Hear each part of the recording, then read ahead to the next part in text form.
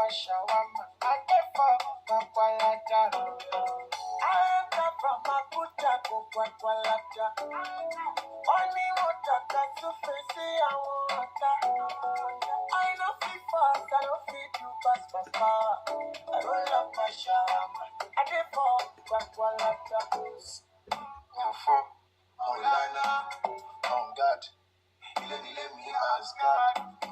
I did family, Jamashami, no reaction. I look at them, can't you see? Would you marry be a manager? Love this song tomorrow, shall he's a cry, baby, the true is my time. That's my person. Not be as I did for the great. Mommy, Papa,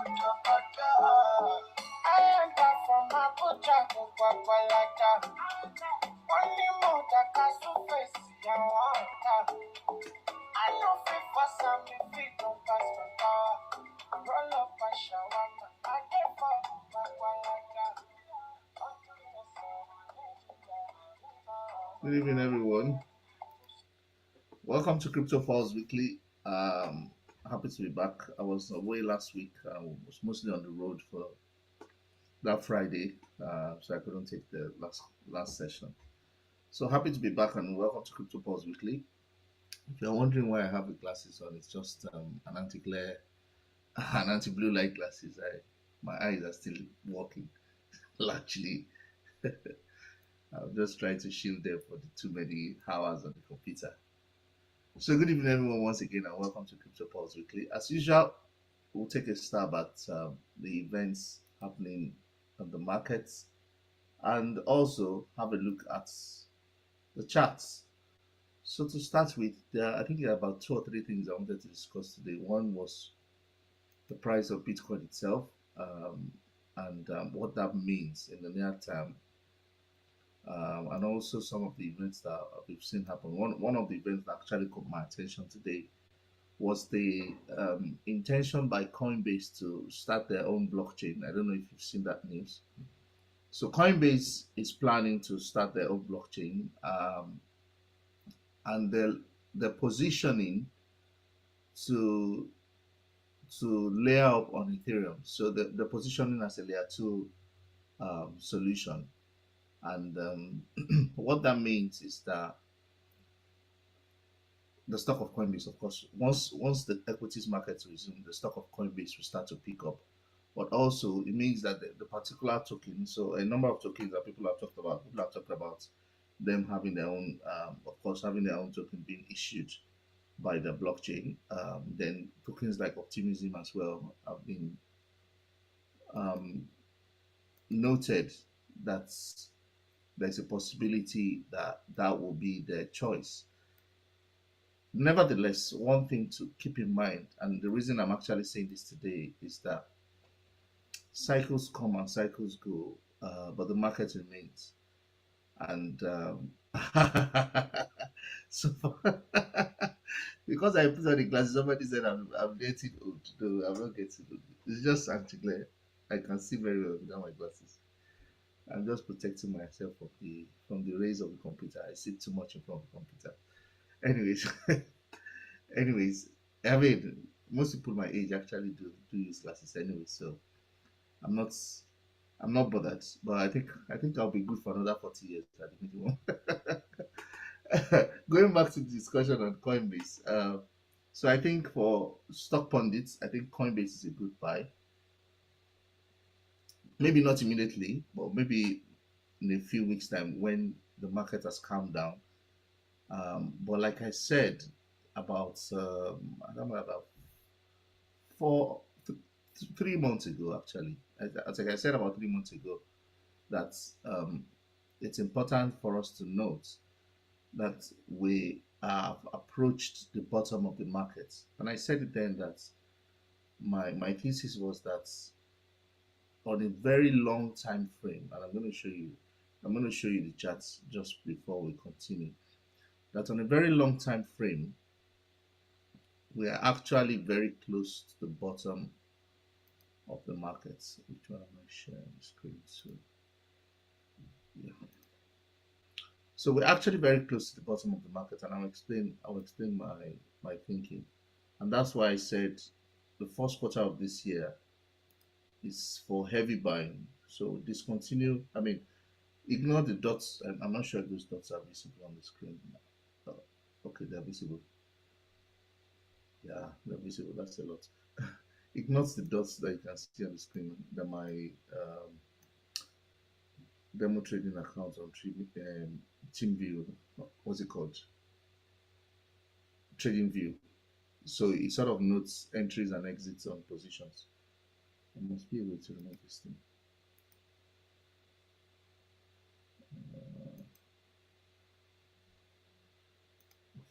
Anyways, let me go to another chat. That's too congested. Um, okay, there's another Bitcoin chart here. All right, so I can use this one. So as I was saying, in the month of October and November, as far as I can remember, I was saying that yeah, this is a good chart. It's next to blank. So this chart is like a McDonald's continuation. So what I was saying there was we're somewhere around here at that time that I think we might be bottoming out. But I also said that I think that we need we need a weekly confirmation on it, and that we had not arrived, in my opinion, we had not arrived at that confirmation at the time. Now, if you take a look at the Fibonacci lines are mathematically derived resistance and support lines that shows where the market is likely to change course or continue. And on a short time frame, traders and scalpers use it a lot. On the long time frame, institutional investors consider it as an opportunity or as a signal to try to enter the market. So what we have here is looking like we how do I explain this now? We we have um we have fulfilled the laws of Fibonacci retracement up until now. But what I'm skeptical about is whether we'll actually get to 10,000 plus, like I said the other time. I think that we will approach it. I think for a very good chance, 12,000 is very, very possible. And the reason I say 12,000 is very possible is if you draw a line through this, which was where the market was before. Actually, let me give you another view. Let's look for uh,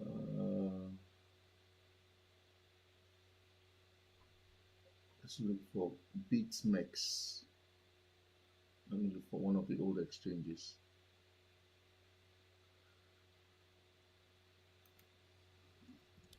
No, that's better. Bitstamp, yes. Bitstamp is one of the oldest. Yeah, so I might chat on Bitstamp. So here's what I'm saying. This was 2017, 2018 peak, around 19,000 plus. Now, if you come down below that, you see the peak that we had in 2019, which was mid July 2019, before we had that dump, and then the market took off forever. Um, so what I'm saying is usually because those are considered as resistance lines. So if you take this for instance, you see that the market did make some hesitation when we got to around 19,000 before dropping sharply to 15. Now it looks like this rally is exhausted. So this rally has taken us to 25, 3, 390 thereabouts. So it looks like this rally is exhausted for now. If it pulls back, which I think there's a very high chance it pulls back because this is beginning to look like a double top chart pattern. If it pulls back, what it means is that it's coming to retest the 16,000 region. My thesis is that the worst case scenario for this bull run is around this lower red line. And here is my explanation.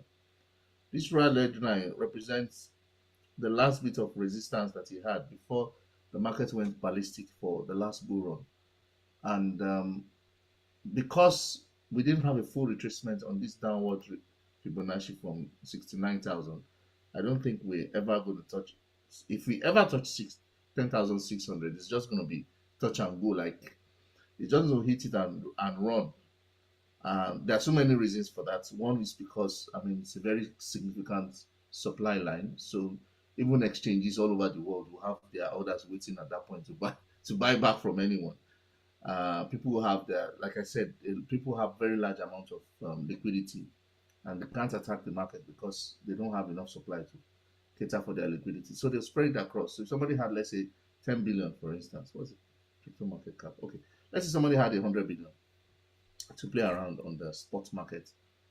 If you push 100 billion on the stock market on the price of Bitcoin, it's going to spike, like really spike. You just see one long candle go up.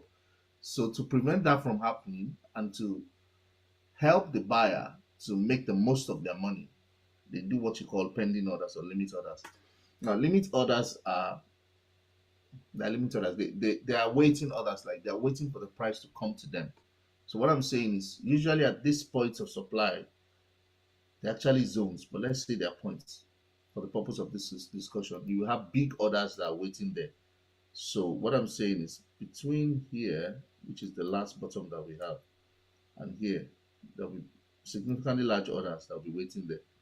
If all those orders get consumed, then there are some generational ones that will be waiting at a lower level here, which is what I'm saying. At that point, what do they say? Everything will be let go. Like, that's not what I'm looking for. Yeah. At that point, it's just like this point. Where is it? This point. This point was COVID 2020. COVID 2020 was, we can call it, I know it's not an act of God. It's, you can call it a force major, what's it called? Events that was not expected by the market, and because of that, the market responded the way it responded, and everybody sold off. And everybody sold off. Unfortunately, before that time, the market had been selling off. Immediately, the news came out that there was a virus in China, and it was spreading. The market started selling off from mid-February. So the week that it happened, and it was officially announced that there's a pandemic, the market took off and went all the way down to 3,000. I think it got to 4,000 here, $4,000. Now, the reason it bounced back from $4,000 is what I'm explaining now, and I'm giving you as the reason for why the market is likely to bounce back, even if it goes to as low as 12,000 or 11,000, it's likely to remain there for a very short period of time. This is the reason. The 2018 lows before that time were 3,400 up until 4,000. So usually what happens is, when people have big orders like that, and they're big funds, they're not doing anything with the money. So they're just going to keep the funds there waiting for the price action. So what happens is, as people start to sell off, people will start to sell off either at their their lowest point of discomfort, or either if they're in a hot trade like futures trade, at their stop losses. As people start to sell off in the panic market, all the people that have limit order or pending orders or waiting orders, they start to pick up those orders at a cheaper price. And that's why people always, that's where the term buy the dip comes from, because what it means is the market is crashing rapidly, and there's a need to take action. Usually the people who want to take action have taken action before the market got to that situation. So what I'm saying is, when we see another leg down, which I've talked about this leg down since I've talked about it since probably like September last year, that I expect that leg down should be close. It might not get to 10,600, but it should be close to it. But if it gets to 11,000, I'm all in. Definitely all in, because at that point in time, what you're likely going to have is, the market doesn't take a very sharp rebound. You have what you call a period of consolidation. It means the price will be stable within a range for a long period of time before it picks up. So what are the macroeconomics that are guiding this? I've explained the macroeconomics before, and I would say it again, and it hasn't changed. In fact, everything that we said last year or last quarter seems to be playing out rapidly now. One, the war in Ukraine is still going on. There's a global food crisis that is yet to unfold. There is still, how do I put it? There's still lack of, what do you call that word? there's lack of consensus on how the interest rate should go among central bankers. So some people are considering tapering down, some people are considering holding the rates, some are considering, applying another rate hike like we've seen recently. And the reason is it's not changed. The money supply is still there. They need to deal with the money supply issue. It's like going to, there are some problems that you see in temperate regions that you never imagined will happen in in the tropics. So you have these tankers that are always going around. They call them sewage extraction. Not really sewage extraction, but basically what they do is they extract oil sludge or fat sludge from pipes. So they always write on them that if you don't pour oil in your your basin or wash and basin, that discard the oil in this in a separate way, and there are containers you can discard the oil in and give to them. So they collect domestic oil. So I was thinking to myself that nobody will have ever thought that that was going to be a problem anywhere in Africa because it's always hot. But here apparently, if you pour the oil down the drain, after a while, when the weather gets cold, the oil freezes and becomes a monstrous fat sludge, and then it becomes a problem. So that fat sludge is the example I wanted to. Is the analogy I was looking at. I'm thinking of when I think about the money supply issue. They've supplied too much money in the system. That in itself is a problem. But now, when you supply too much money in the system, like I said I think that was in November, you have shifted the equilibrium on the cost of production. I mean, not cost of production, factors of production. So you have land, labor, capital. Capital is money. If you increase capital and there is no labor and the land is constant, what you've done is you pumped the market. There will be consequences. Just like you can't start taking salt now or go to the middle of the ocean and say you want to be drinking salt water. There are consequences. You can't take too much of salt water. It will disrupt your internal equilibrium. In the same way, you can't um, you can't pump money into the system and this money will not cause problem. So the money in the system is what is causing the problem. Unfortunately, it is also happening at a time where the economies are recovering from artificial shutdown from COVID. So we have almost like a quartet of troubles that are not usually together, that are all together now. So what this macro means is that the central bankers will try as much as possible to keep hiking the rates, to push money supply down so that they can stabilize inflation. And the only way to stabilize inflation, of course, that's the only tool in the box, is interest rates. How you apply it and the methodology you use is the science of economics and central bankers. That's what they went to school to study. That's their profession. That's their day job. So that's how they do it. However, it doesn't mean that it's the right. It doesn't mean that it's the right thing, but that's the best option that's available. Just the same way you go to a doctor, the doctor say we can only manage this ailment. What they are telling you is we are not going to cure you, but we're going to make you comfortable enough to live the rest of your life. So in and improve the quality of your life, maybe. So in the same way, central bankers are not trying to make the world a better place. No, they're just trying to stabilize the economy so that there is no chaos and breakdown, law and disorder because of economic crisis. On the back of that, we need to understand because we have this scenario, money supply is going to be tight. Like I said, it's still going to be tight till probably middle of the year. By middle of the year, they have enough data to make a decision on how they want to taper off on quantitative tightening, which is essentially rate hike. Once that decision is made, in fact, what caused the rally that we had in January is because people were anticipating that the rate was going to be either completely scrapped or they were not going to increase the rate at all. Nobody were they were expecting some sort of hike, but nobody was thinking they were still going to go ahead with it. But now that the rate's been high, you can see that the market's responding. Dollar is surging, yen is crashing, Bitcoin is crashing because anytime they increase the rates, they're giving more power to the US dollar. Easy money, I don't want to call it easy money. Institutional money will move in the direction of the dollar because the dollar is the transactional currency of the world. So money moves in the direction of the dollar. The day that interest rate is no longer going up, that's the day that the Bitcoin market will start to skyrocket.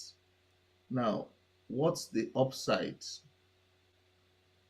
I think I've mentioned this before, but for the purpose of people who may not know, I'll give you an idea of what the upside looks like from a bull run perspective.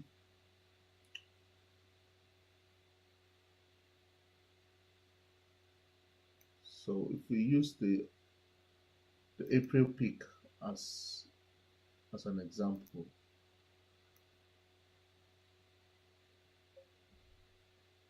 we can expect a 102. Is it 102? No, not a 102. Sorry. What is this? Okay. So if we use that as a gauge, we can expect a 102. But if we use the peak of the bull markets as a gauge, we can expect a 109, meaning 109,000 per Bitcoin before the market starts to take a correction. Will it go beyond that? Probably a little bit more than that, or a little bit less, depending. But this is assuming that the bottom that we had at the beginning of the COVID pandemic was the beginning of an upwave, which is exactly it is actually. Well, yeah, so we can say that, yeah, it is. So at the minimum, Bitcoin is going to 100K at the minimum. I mean, it's almost invariable at the next bull run. How do you treat that information? Well, it depends. If you're not interested in timing the market, like I said, dollar cost averaging is a good strategy for Bitcoin. If the price drops by 1%, buy 100 bucks or 200 bucks, and just hold. And the reason I say that is because it's still the most convenient digital asset to hold and to move around. Why do I say that? All the other ones, everything else after outside Bitcoin is basically speculation. It's like buying stocks. The reason Bitcoin is not like stock is because the not intellectual, the technological infrastructure that is backing that network is stronger than anything that exists on the earth today, and there is more incentive, to continue to to strengthen the network. And like I said a while ago, there is a key missing player that has not really been observed in the sphere, in the crypto sphere, if I may use that word, and that's the Middle East. They've been almost like just sitting and watching and seeing, okay, what's going on, how's the US reacting to this, and trying to find out how best to position. The day they figure out that they can actually, start using Bitcoin as a digital form of storage of value, then there's going to be a massive problem because all of a sudden it's no longer it's no longer going to be available because it's just going to skyrocket. So for now, I think it's a good time to start considering dollar cost averaging, especially once Bitcoin gets to 15,000, 16,000. So like I currently I think it's going to go back to 16,000. It's made a double top. So if this week closes the way it's going, then and next week doesn't pick up, I mean, if next week doesn't pick up, unless something drastic happens, then it might be on a downward trajectory to 16,000 for a few more weeks before heading up for this way. Um, what of the other ones? So some people ask me, okay, what of the other ones? And today I was thinking about that, which ones should I suggest? So two actually I wanted to suggest. The first one is Solana. And why Solana? So Solana, let me look for the weekly chart of Solana. I have to look for another one. Yeah, that one has got too messed up.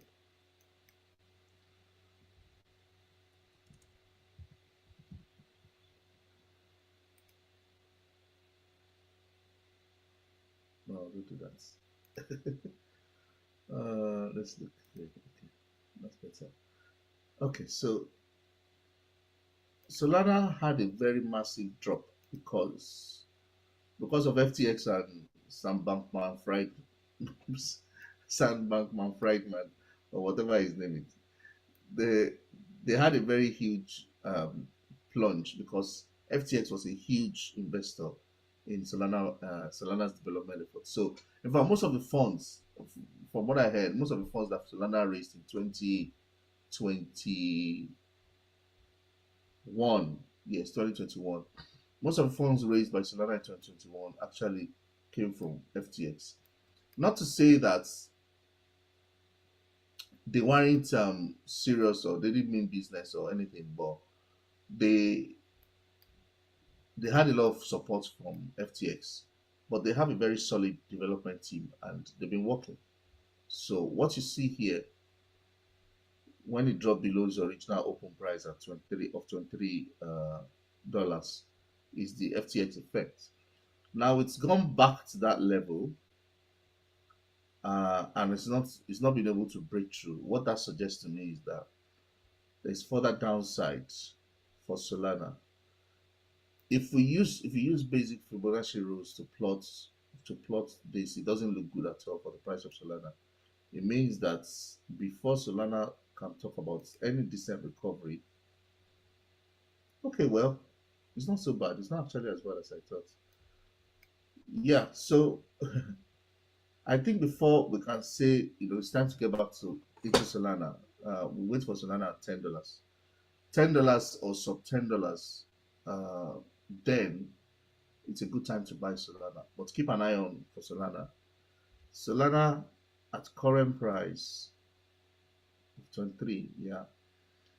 If you wait till Solana is back around 10 or 15 and you buy, you can be sure that you would at least make 10 to 20x of your original investment over the next 24 months. It's not a financial advice, of course, it's just basic calculation of where the price has been and how the market cycles react or how the market cycles affect the price action of other altcoins. So Solana is a very, very solid one to watch out for. Um, Somebody mentioned can this technical analysis be affected fundamentally? You see what happens on the charts, especially on a longer time frame, is a reflection of how do I explain this now? The chart is a reflection of sentiment, either on the short term or the long term. So long term charts are very reliable because the sentiments do not lie on the long chart. Somebody, if you have a friend or if you want to date somebody and you meet the person on the first date, fantastic personality, very good, representation of themselves. Second date, looks good as well.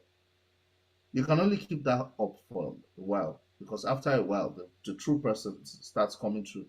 The real person, I mean, start coming through. So it's the same thing with the market. If you take a look at the market on a day-to-day basis or the hour-to-hour basis, you see all sorts of market behaviors and price fluctuations. But when you take a look at the market on a weekly basis, it's very nobody can manipulate the markets for weeks, especially markets that are very volatile like crypto. It's not possible. So that shows you where the sentiment is, and when you apply in technical metrics, and the fact that institutional investors use it anyway, because it's a slow, what do you put it, it's a slow indicator. So it's not something that changes.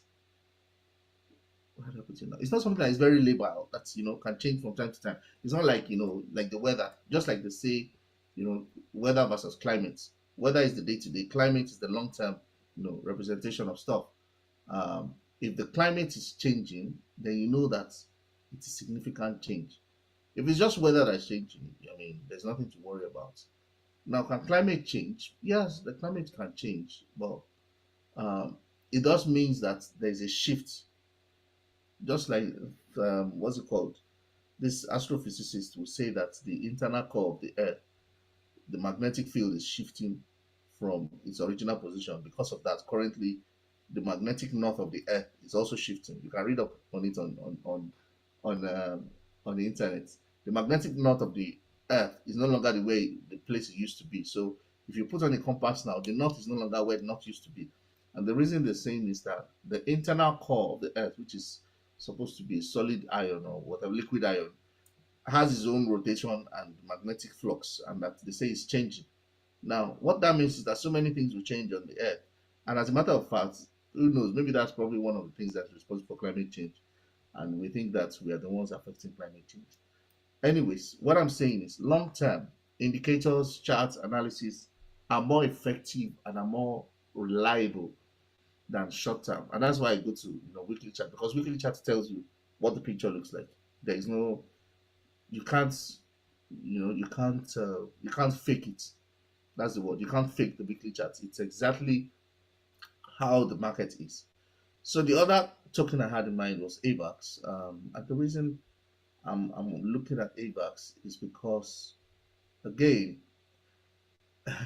it's formed what you could call a head and shoulder pattern. And if it goes down, it's probably just going to go down to somewhere around $1 or $2, or even $5, which is the point at which it consolidated before the market started knowing about AVAX. So if all hell breaks loose and AVAX gets to $4 or $5, fantastic buy. Why? Because the all-time high for the price of AVAX in the last bull run was $146. So at if you buy in at even at $10, that's still like 14x return on investments. So right now, I think that okay, I think we're going to see some very nasty price action on AVAX. I'm watching out for AVAX, but I'm watching for it to come to at least close to $1. Yeah, close to $1 is where I'm looking for. Because what it then means is that it's gone back to close to its original price. Now, is this a normal behavior? Yeah, it's a normal behavior for most tokens because their price is really tied to the price of Bitcoin. So the price of Bitcoin starts to plunge. Most alternative coins automatically plunge. So because of that, many of these altcoins cannot hold true value because they were created to leverage on technological adoption of Bitcoin and crypto generally speaking. So, but these two are definite ones that I'll be on the lookout for. I mean, there are other, what we call, how we call them OGs or legacies, like Dots or Link or Chainlink. That these are actual companies. They're still building, they're still working. Some of them have laid off a few people or a number of people just to keep themselves afloat. Uh, but once they're back, you will see that So it's the same thing. Same thing that's happening to AVAX. You can see the similar pattern is happening with Polkadot as well. So Polkadot, I mean, Polkadot has so much promise. The kind of innovations that they had for their chain, they had technologies like parachains and chain auctions and all of that. But all of that is only possible when the market is happy and there's a lot of free money that's going around. Not free money really, but there's a lot of loose money. Let me use that word, loose money that's going around. If there's no loose money, then there's a problem because everybody will run to treasury bills and bonds. So one the institutional investors and pension funds and insurance companies, a couple of insurance companies and hedge funds, once they're tired of the bond markets and the interest rate starts to go to zero or start to approach negative again, they will start pulling funds into equities. Once the funds go into equities, automatically you will see the reflection on the crypto market. But for now, I think the rally is all but done. If you ask me, I think the rally is all but done. Uh, where's my Yeah? I think the rally is all but done for now. On a shorter time frame, with the price of Bitcoin, yeah, on a shorter time frame, we've already had one, two, three, four. Wow, I didn't realize that. So it's now the fourth day of yeah, mhm, yeah. The price is coming down. It's not the fourth consecutive day of price drop. So first bus stop is 21,005, definitely. After that, uh, 19,000. After that, yeah, 16,000 or 15,000. But for now, it's a sell on the markets. In a couple of weeks, maybe we will bottom out, depending on how this goes. It might be a steep downfall, like the one that happened here earlier on. Uh, and then, yeah, this was when? This was June, July last year. So it might be a steep drop like this, and then consolidates for a while. But whatever the case might be, yeah, about $10,000 away from bottom. So I think it's a good time to start considering stacking or put money aside to start stacking on. Optimism. Optimism has been doing a lot of things, and that was the last thing I wanted to talk about. Optimism that has been doing a lot of stuff in recent time, making a lot of noise, doing a lot of developments. So you can see that optimism is directly opposite of what is happening.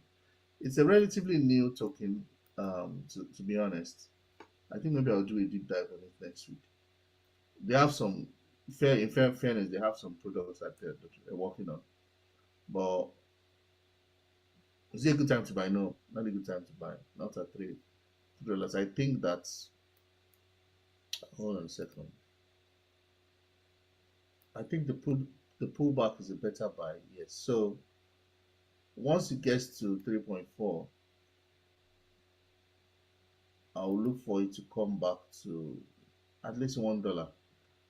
Optimism at $1 is a good buy for the pullback.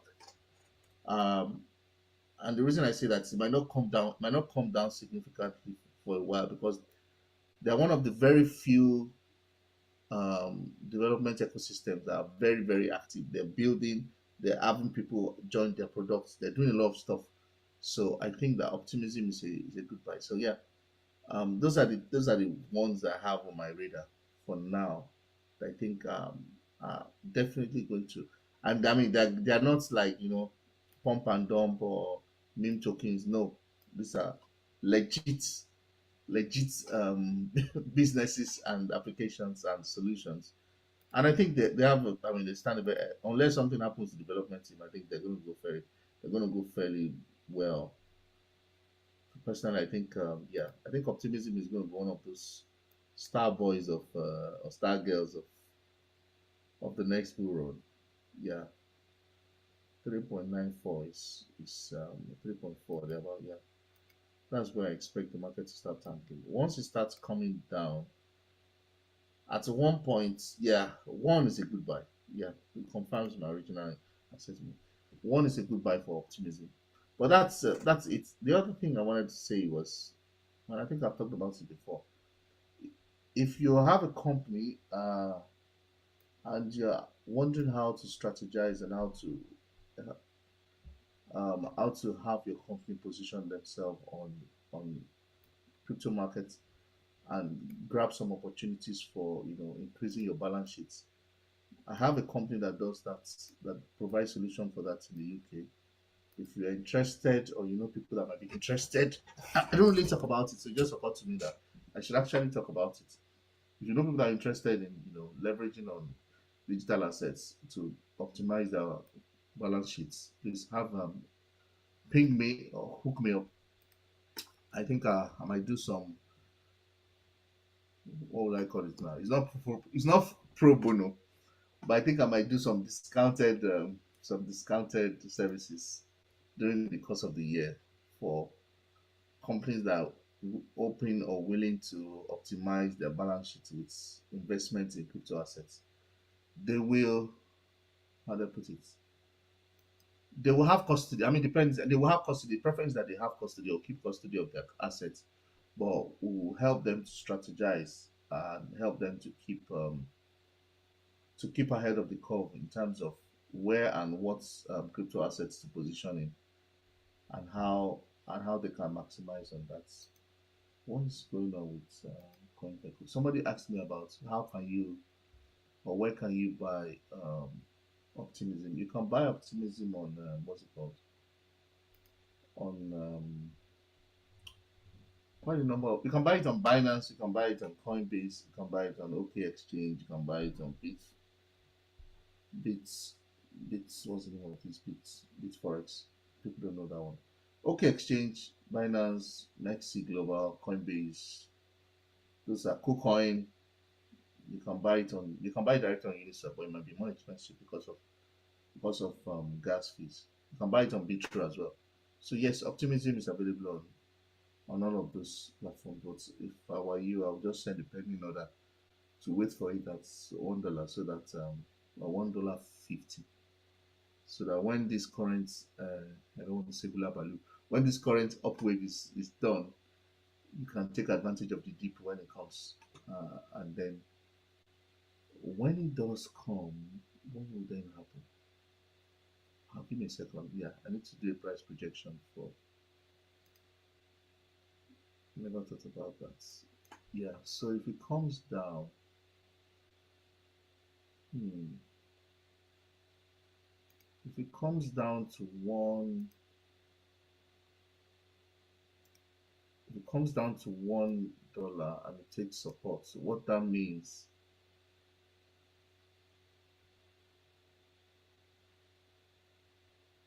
okay, just give me a second.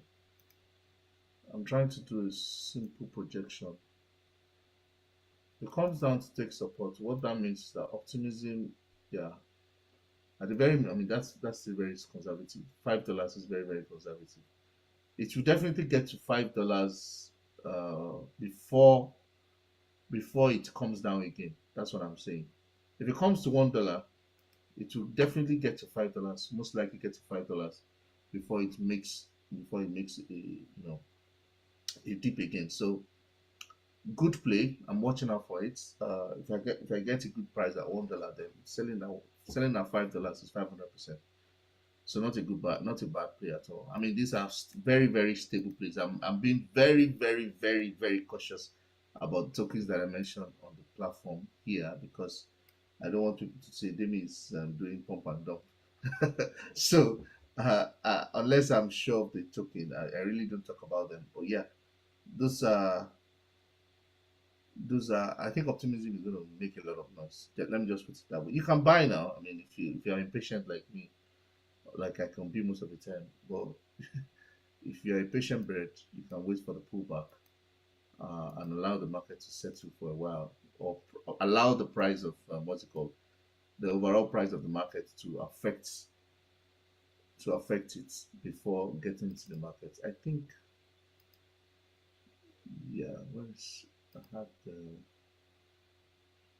yeah, another one on the cards. I mean, this is everybody knows Matic, Polygon network, big team, big big noise, big technology, big everything.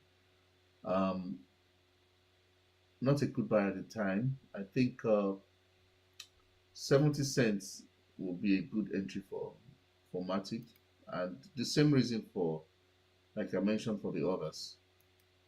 It's tied to the success or otherwise of, and I mean, in fairness, Matic had actually done very well in the preceding weeks before now. One, two, three, four, five, six, 7, 8 consecutive weeks of gains. So I'll be looking to take a position in Matic at 78 or 76 cents. Yeah, that's Phantom. I've not taken a look at Phantom in a long while, to be honest. Um, okay, hold on a second. Let me look for. So nothing to come on. Let me simply. Uh, Phantom. I'm trying not to close some very important. Yeah, okay. Let me use this Phantom. Phantom is a good token, by the way. I've not been on there. Yeah, looks pretty much the same. Yeah, chat looks pretty much the same. Yeah, Phantom 15 cents. or 16 cents. 16, 17 cents a good entry for Phantom. Definitely at this point. Yeah. Phantom is a very good token, by the way. They had a very good, had a very good run during the bull run. And they do have, they do have a strong token and a good community as well. So if you look at that, uh,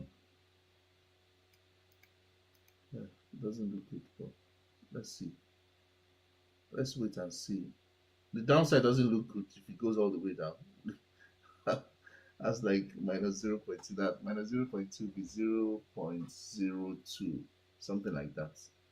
Yeah, the calibration here usually cannot change unless the price falls below zero. So that's why it's showing as negative. Mr. Wale, please, you raised up your hand. Can you put on your mic? Yeah, thank you very much for, it's been quite a while. Happy New Year, though we're in February. Yeah, so Happy New Year to Dr. Olaluri and everybody in the house. Sorry, it's been late. And this is my first time, my first meeting this year. Okay. What do you think of the artificial intelligence, so Bugaga, GPT in particular? Okay, so um, for every for every for every bureau cycle, there are always a number of themes that developers ride on, and developers, entrepreneurs, and creators ride on to push the publicity of their products. In the days of in the 2013 era, it was ICO, initial coin offering, that people were doing Okay. because then nobody knew anything about crypto. So, but people knew about IPO. So, ICO was the rave. When we got to 2017, 2018, people started talking about dApps, applications, decentralized organizations, how this crypto coin is going to do this functionality. People started attaching functionality to crypto, and they were using it as a theme. The last bull run, of course, there was a lot of noise around decentralization, which brought the light of Uniswap and the XDY into light. Then there was this noise around um, the metaverse and augmented reality. Now, the way things are shaping up for the next bull run, which of course starts from probably end of this year or early next year, is that artificial intelligence is going to take a lot of center space.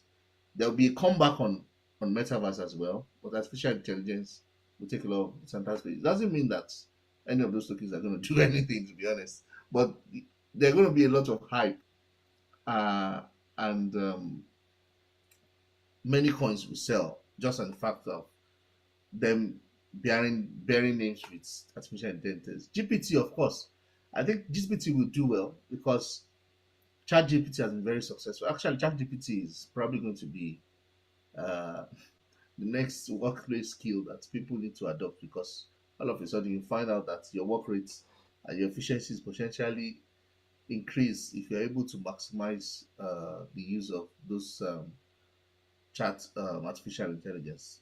For people who don't know too much about what it does, the artificial intelligence algorithm takes in all data, every single data that it can get. Now, when it takes in that data, then it attempts to use that data. If it's not successful in using the data, or the data appears to be faulty, it will make the correction based on your feedback and then try again. That's the logic behind how AI is working. So all the while it's picking up information, it's collecting data from every and any possible source. And there's a large amount of information on the net. Just for context, the artificial intelligence chat GPT within the first 3 months of creation passed an MBA, executive Ivy League, I mean not the Ivy League MBA, passed the US medical licensing exam, all the levels, just on the basis of the information that has absorbed in that short period of time. So it's a very powerful technological advance for people who believe in God and who believe in Christianity. Artificial intelligence is going to bring an end to the world. I'm just putting it out there for people to know. And it's very straightforward. I'm a spiritual person. I can go into the spiritual dimension, but this forum is not for that for today. But just understand that that is how powerful artificial intelligence is eventually going to be. Because if you have something that has the knowledge of man, the ability and the thinking capacity greater than that of man, and have more information at its disposal, then all it needs is a body to perform. Let Mm. that let that sit in for a while. So if you have AIs that have all the available knowledge in the world and is sitting inside a robot, that's it's scary. It's scary to think about, and I don't like to I don't like to scare people, but it's scary. And when I listen to people like Elon Musk, who are of course a lot more smarter than myself, talk about it and talk about it with almost a sense of distant regret, then I think to myself that this guy must have seen something that we are not seeing now, and he doesn't Mm. know how to tell us that you guys are in the I future. feel the same. So yes, artificial intelligence is going to sell a lot. Anything that has AI on it will sell. In fact, maybe I should create a token and call it, Bull AI. It's going to sell just because, yeah, just because artificial intelligence is going to be a main theme. It's going Okay. to be a main theme in the next go round. Metaverse is still there. We didn't quite exhaust metaverse before the bull run finished. So there'll be a pickup on metaverse, then there'll be a lot of talk about artificial intelligence, and then there'll be a lot of noise to ride upon that. Of course, people want to invest in something that's, quote and unquote, the future. So Okay. yes, definitely any token that has AI on it and has a decent team of developers is going to make a lot of money. Thank you very much. Yes. So I think that was everything I wanted to talk about today. We've already used up our time. If there are any questions, please you can type in your question to your Instagram, and you can type in your question on Zoom as well if you don't want to talk. But that's all I have for today. Hopefully I'll be able to continue on a weekly basis. It's a lot of demand. I have so many things I'm trying to get involved in, so I have lesser time than I normally have for this. Hopefully, maybe in the second quarter, I'll be able to hire somebody to help. Doctor, good evening. Good evening, Albert. You have a question? Yeah, I think people keep on cook. Yes, yes, yes. Not question as such, but something like a request. People keep on calling my line. So along the line, I heard you mentioning some potential coins, but I think Solana, then Phantom also. Would you do me a favor if you can repeat them? Yes. Okay. Just hold on a second. So I've typed it into the chat. Those are the four that I talked about: Phantom, Solana, Avax, and Matic. Okay, and I also talked about Okay. optimism. Optimism was the last one I talked about. Um, if you want to be lazy and you don't want to worry about anything, just focus on this these five. They will make you serious money in 24 months. Um, that goes without saying. I mean, the especially Optimism, Matic, and Solana. Solana's team seems Okay. Solana's team seems to have stayed together even after the FTX debacle. So I think they might be onto some very significant stuff. Of course, there will be meme coins. I can't remember. There's a meme coin that I wanted to talk about. I can't remember it, and I can't find the wallet I kept it on. But if I remember it, I will share it on CryptoPause WhatsApp. There have Is been a this lot of Shiba Inu? sorry. Shiba Inu. No, no, no, no, Okay. no. Any meme coin apart from Dogecoin, any meme coin that was the last bull run, they've expired as far as meme coins are concerned. This is a new meme coin. So if you are going to get into meme coin, forget about all those ones that happened. They might Okay. never rise up again. But Dogecoin still has good potential just because, as I mentioned in November, Elon was trying to buy Twitter at the time. Now that Elon has bought Twitter, you see these points, yeah. But it's important that you know this chart. See this chart here. This one, Come, the chart. come. Sorry, hold on. Please mute your mic on the call. This was the point at which I talked about Dogecoin last year in October. And what I was saying was that because Elon was thinking of making moves to secure the deal, in fact, I think he just bought it, or he just got the funding to buy it finally at that point in time. I was saying that Dogecoin was likely to take a pump because people believe that, not people believe, Elon Musk actually likes Dogecoin, and he talks about, faith loves irony. Yeah, that's the word he uses. Faith loves irony. That it might be that, something that people don't consider might be the one that, becomes. So he is infatuated with Dogecoin because of that, even though Dogecoin has unlimited crazy supply. So people were speculating that he was going to use Dogecoin as a currency for people to make a post or something like that on Twitter, or for people to buy the Blue Star. But it's not happened. So you can see that the price did go from 0.07 to 0.01. That's about 200%, 100%, 100% gain just on the back of that news. So there will be a comeback for Dogecoin. So Dogecoin actually currently is in a good buy range. Considering the fact that it's also broken out of a long-term downtrend and started to consolidate. So if you are a meme coin fan, Dogecoin might be a good play. Last time Dogecoin, let me calculate that game. From current rates, wow, it's insane.